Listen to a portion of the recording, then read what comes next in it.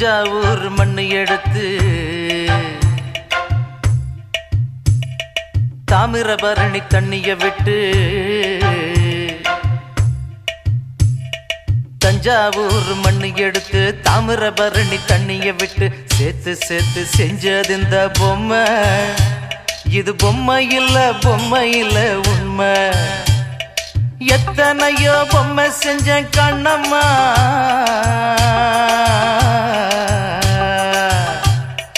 எத்தனையோ பொம்மை செஞ்ச கண்ணம்மா. அடி அத்தனை